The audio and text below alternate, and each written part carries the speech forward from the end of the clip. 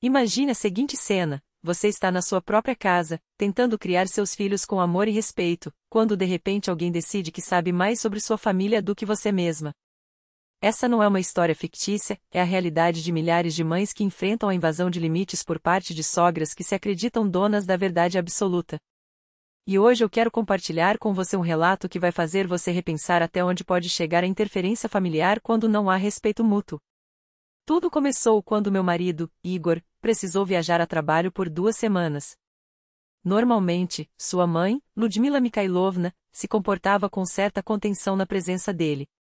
Mas assim que ele cruzou a porta, foi como se uma máscara caísse. A mulher educada deu lugar a uma figura autoritária, decidida a impor suas regras a qualquer custo. Naquela segunda-feira de manhã, ela apareceu em nosso apartamento com uma bolsa enorme e declarou, sem pedir permissão, que a ajudaria com as crianças enquanto Igor estivesse fora. Meus filhos, Denis de 7 anos e Daria de 5, tomavam café antes da escola e do jardim de infância. Agradeci educadamente, mas deixei claro que não precisava de ajuda. Ela simplesmente ignorou minhas palavras e seguiu direto para a cozinha, como se minha opinião não tivesse nenhum valor. Nos primeiros dias, as coisas foram se deteriorando aos poucos. Ludmila criticava minha comida, rearranjava os armários, fazia comentários ácidos sobre a organização da casa. Eu engolia seco, pensando, são só 2 semanas, eu aguento. Mas o verdadeiro problema começou quando ela resolveu que tinha o direito de ditar como meus filhos deveriam ser educados. Na quarta-feira à noite, Denis chegou em casa com uma nota baixa em matemática. Com calma, expliquei onde ele havia errado, refizemos o exercício juntos e combinei que no dia seguinte ele tentaria novamente. Para mim, o importante era que ele entendesse o conteúdo, não que fosse punido pelo erro. Ludmila não gostou nem um pouco. Na minha época, levava-se palmada por nota baixa. Você está criando um fraco, disparou, como se a humilhação fosse sinônimo de educação. Quando argumentei que a abordagem construtiva dá melhores resultados, ela apenas torceu o nariz e passou o resto da noite resmungando sobre mães modernas que não sabem colocar limites. No dia seguinte, a situação escalou. Daria se recusou a comer a papinha de maisena que a avó havia preparado, algo que ela sempre detestou, e todos na família sabiam disso. Ludmila, porém, decidiu que aquele era o momento perfeito para ensinar uma lição.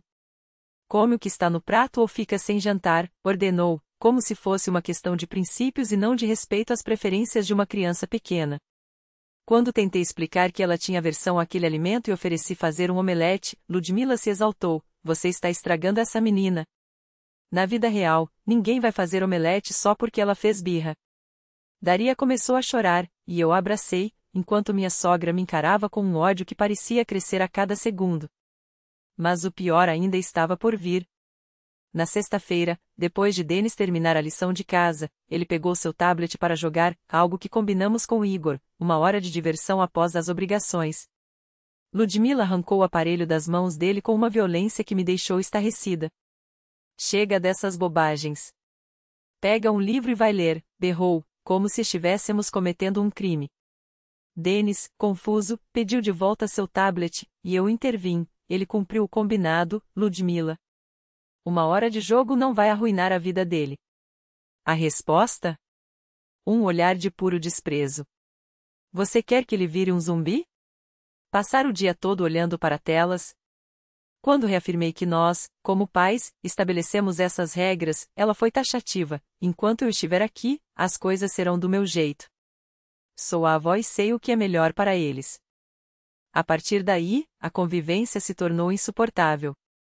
Ludmila passou o final de semana minando cada decisão minha, criticando cada atitude, como se sua missão fosse provar que eu era uma mãe incompetente. O resultado? Minhas crianças, antes felizes e seguras, começaram a dar sinais claros de estresse. Daria, que nunca teve problemas de fala, começou a gaguejar. Denis, sempre comunicativo, se fechou em si mesmo. Era como assistir ao desmoronamento da segurança emocional deles bem na minha frente. No domingo pela manhã, tentei conversar em particular. Ludmila, precisamos encontrar um meio-termo. As crianças estão sofrendo com essa tensão constante, disse, buscando um tom conciliador. Sua resposta? Elas sofrem porque você não sabe educar. Sem disciplina, sem regras, só mimimi. Quando expliquei que nossa disciplina era baseada no diálogo, não em imposições, ela riu com sarcasmo. Diálogo? No meu tempo, criança respeitava os mais velhos sem questionar. E olha como as pessoas eram mais fortes. O estopim veio na segunda-feira à noite. Daria, distraída enquanto desenhava na mesa da cozinha, derrubou sem querer um copo d'água. Nada grave, um acidente banal que qualquer criança cometeria. Mas Ludmila explodiu como se fosse o fim do mundo. Mais uma vez fazendo bagunça. Quantas vezes tenho que dizer para ter cuidado, gritou, assustando minha filha.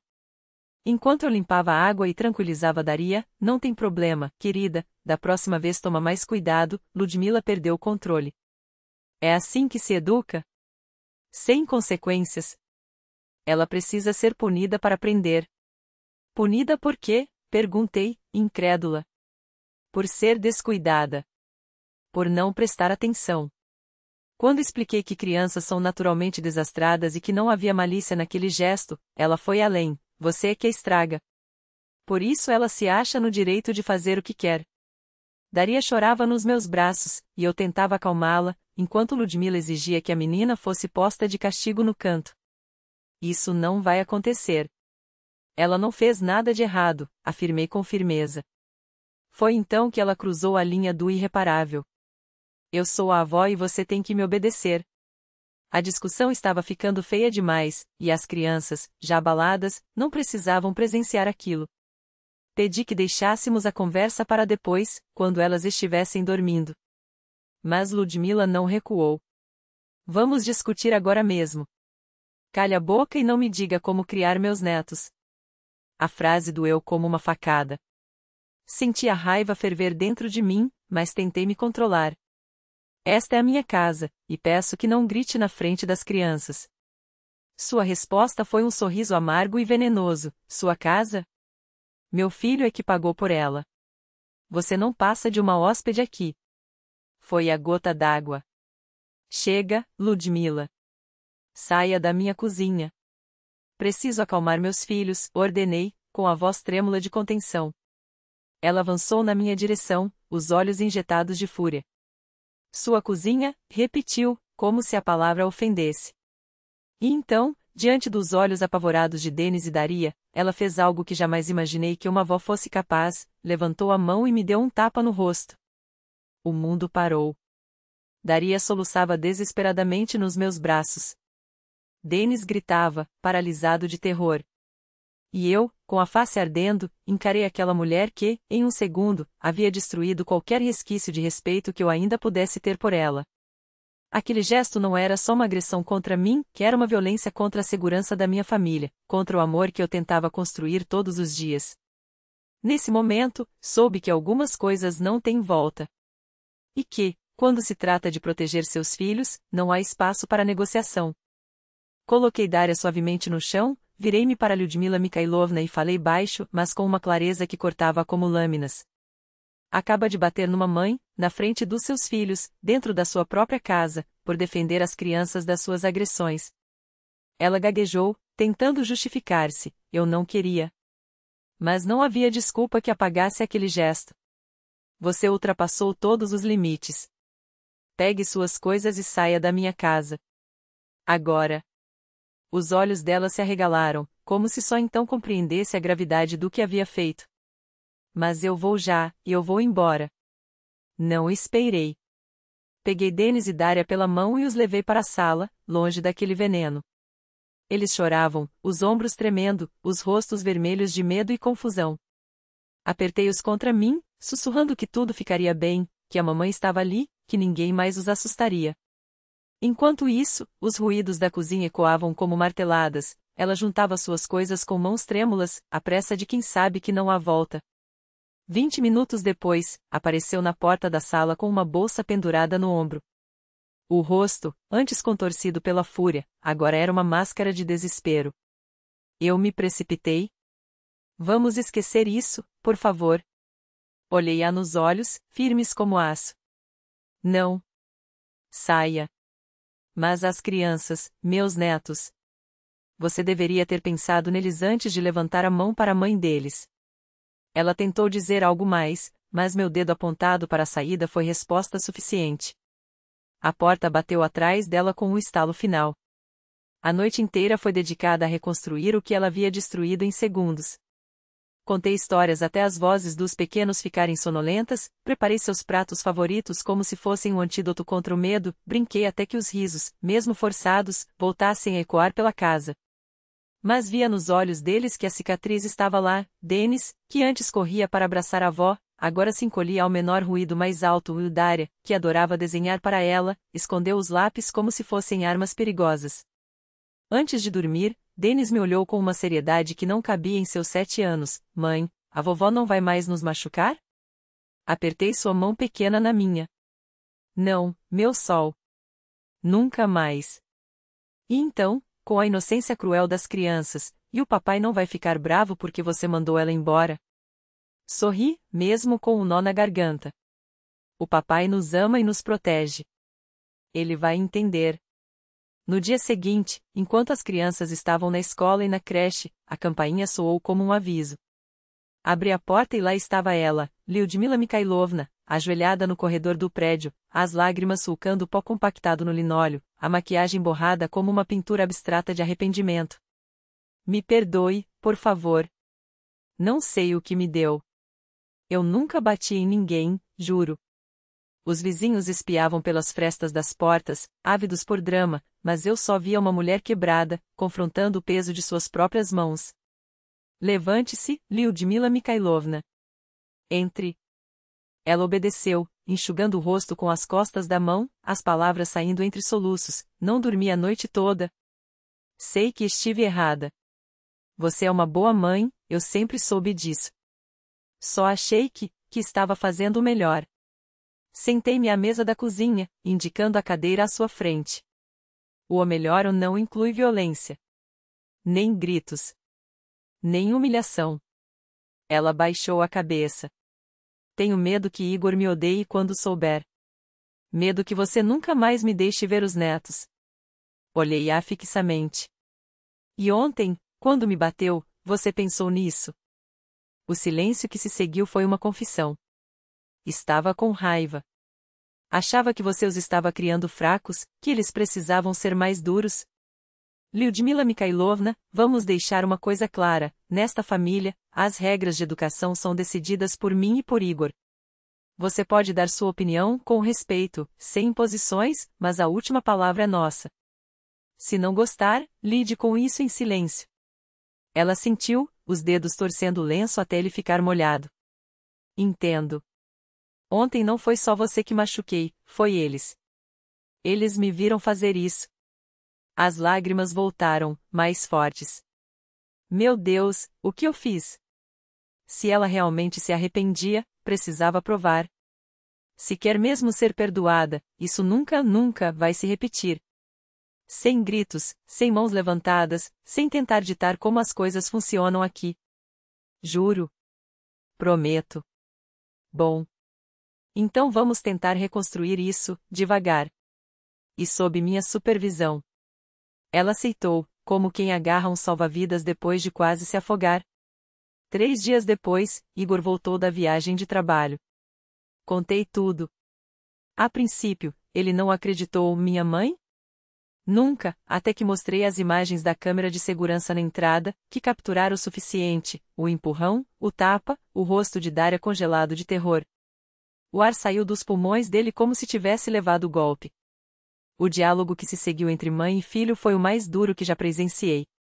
Igor, sempre o mediador, pela primeira vez traçou uma linha na areia. Se isso acontecer de novo, você não faz mais parte da nossa vida. Lyudmila Mikhailovna ouviu em silêncio, os lábios trêmulos, sabendo que aquela era sua última chance. Nos meses seguintes, ela se moveu como quem pisava em ovos. Chegava só quando convidada, falava baixo, brincava com as crianças com uma doçura quase tímida. Dennis, cauteloso, aceitava seus abraços sem se aproximar muito. Daria, mais resiliente, voltou a mostrar-lhe os desenhos, mas já não com o mesmo entusiasmo. Aos poucos, a tensão se dissipou como neblina ao sol, mas a sombra daquele dia permaneceu nos olhos de Dennis, que ainda se arregalavam ao menor tom mais alto, na postura de Daria, que agora observava os adultos com um ceticismo precoce. 2 anos se passaram. Lyudmila Mikhailovna nunca mais ficou sozinha com as crianças na ausência de Igor. Lembrava-se daquele dia em que esteve de joelhos, suplicando, e sabia que um segundo erro seria o fim. As crianças cresceram. Denis, um aluno brilhante com uma disciplina que parecia uma armadura, Dária, mergulhada em suas aquarelas, onde as cores eram mais seguras que as palavras. Eles eram educados com a avó, mas a intimidade de antes, aquela confiança cega das crianças que amam sem reservas, nunca mais voltou. Talvez a memória daquele tapa, daquele grito, tenha se aninhado em algum canto das suas mentes, como uma lição que nenhum livro poderia ensinar. Quanto a mim, aprendi que proteger uma família às vezes exige dentes à mostra. Lyudmila Mikhailovna agora me pede opinião antes de sugerir qualquer coisa às crianças. Pergunta permissão antes de comprar presentes, como se cada gesto precisasse ser aprovado. Entendeu, finalmente, que a autoridade não se constrói com medo, mas com respeito, e que este se conquista com ações, não com imposições. Igor também mudou. Deixou de ser o filho que fechava os olhos para os conflitos entre mãe e esposa, assumindo seu papel de escudo. Minha prioridade é proteger você e os filhos, disse-me certa noite, depois de uma conversa tensa com a mãe. Se ela não entender isso, que fique do lado de fora. Essa clareza foi um bálsamo. Às vezes, ainda me pego pensando naquele dia, na imagem dela ajoelhada, chorando, e no peso daqueles segundos em que decidi não ceder. Não senti triunfo naquela hora, senti pena. Pena de uma mulher que só entendeu o valor do que tinha quando esteve à beira de perdê-lo. Mas pena não é fraqueza. Perdoei, sim, mas as fronteiras permaneceram intocáveis. E isso fez toda a diferença.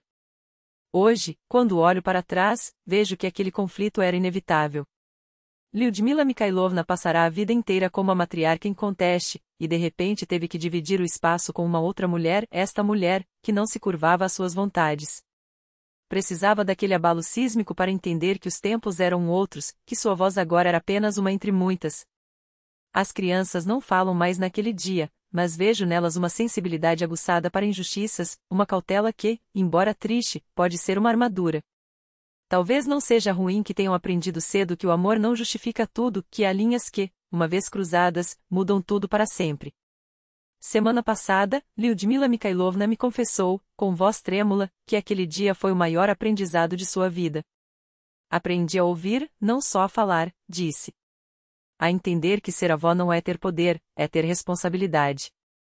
Não sei se é sinceridade ou medo de repetir a história.